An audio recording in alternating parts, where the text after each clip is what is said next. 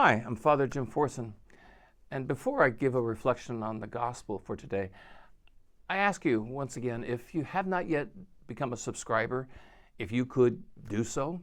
I know right now we have about 680 people who are subscribing, and that is fantastic, and I am so grateful. But if you have not yet, you could click on that button down at the bottom. It doesn't cost you anything. There's no emails or notifications that will come to you. It just helps us continue this ministry. And I thank you in advance for your help with this. Thank you. Today we celebrate the 6th Sunday of Easter. Imagine if today someone that you deeply loved, maybe someone you love more than anyone in this world, that someone were to pull you aside and say to you, "I'm dying, and I'll be dead in a day or two." Wouldn't that just be devastating? And then if they were continue by saying, "But don't let your hearts be troubled. Don't worry. It's for the better. Something wonderful is going to come." I don't know if that would be a consolation. I don't know if I'd be at peace with that at all.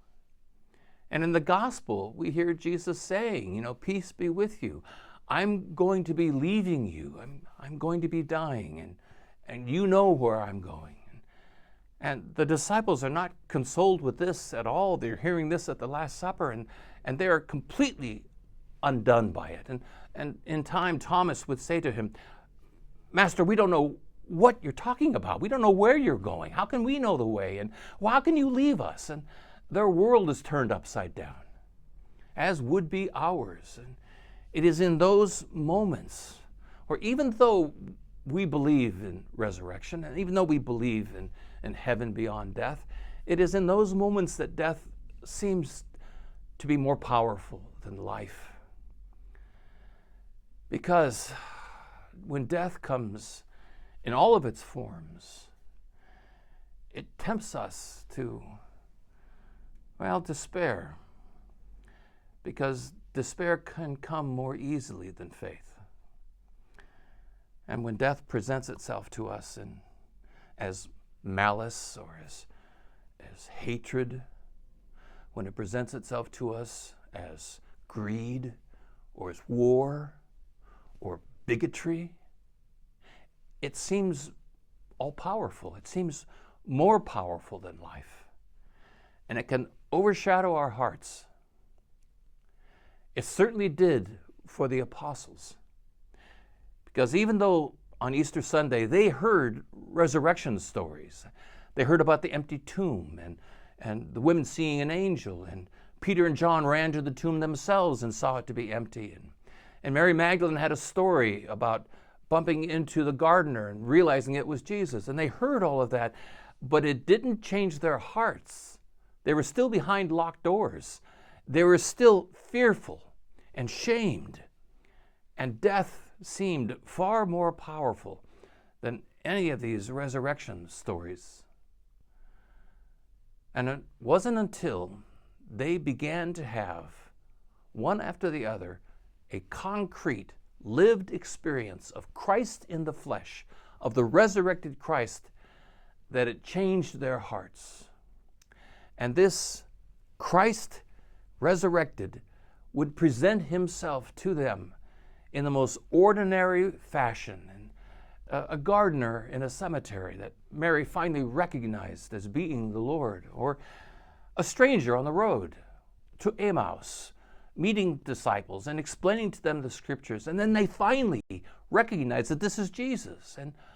Or when Peter is out fishing with the disciples after the resurrection, and he sees a man cooking breakfast on the beach and recognizes that this is the Lord. In everyday, common, ordinary experiences, Christ in the flesh presents himself to the apostles. And when he does, and they recognize it, it lights their hearts on fire. Something that death cannot do. And when a heart is lit on fire, it is the most powerful thing in the world.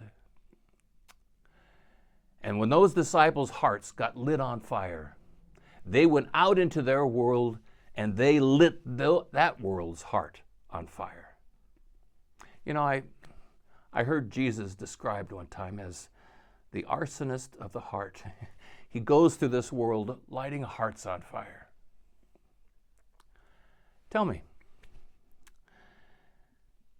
when was your heart lit on fire?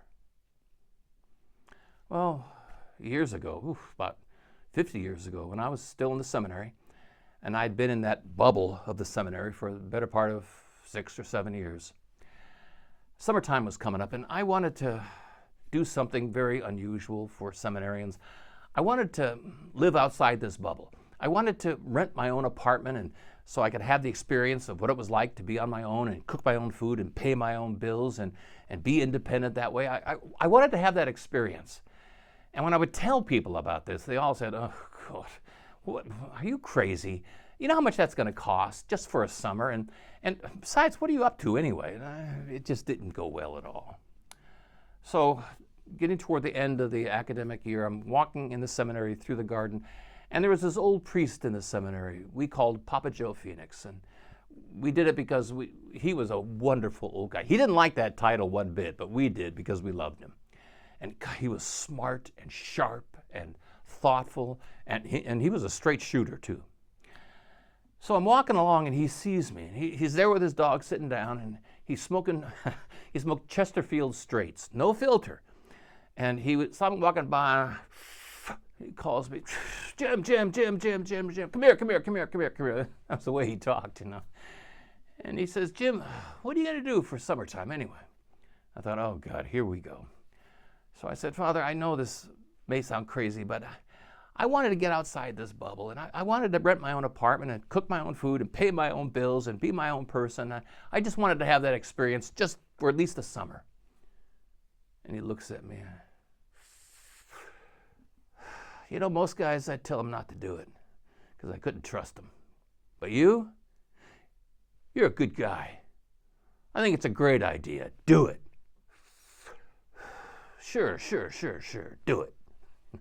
When you said that to me, man, I felt like $1 million. I mean, I didn't have the tools to analyze it, to know what was happening at the time, but as I look back on it, he lit my heart on fire. I was bumping into Christ in the flesh, the resurrected Christ, and it just lifted me up. I felt like $1 million, because that's what an encounter with Christ in the flesh can do. It can light our hearts on fire. And because our God is a generous God, he sends Christ into our life over and over and over in the most common, ordinary, everyday ways to bring us that certainty that life is more powerful than death. To bring us that certainty that the resurrected life conquers the darkness. Or, as Jesus put it so simply, when the light comes into the world, the darkness doesn't stand a chance. So, tell me, when did your heart get lit on fire? And who was it that lit your heart for you? And if you were to take a look into your life, you would see that resurrected Christ was coming to you over and over and over, trying to keep that heart of yours on fire, trying to keep all of our hearts on fire so that we could do in time what the apostles did. We then go out into the world and we light that heart on fire.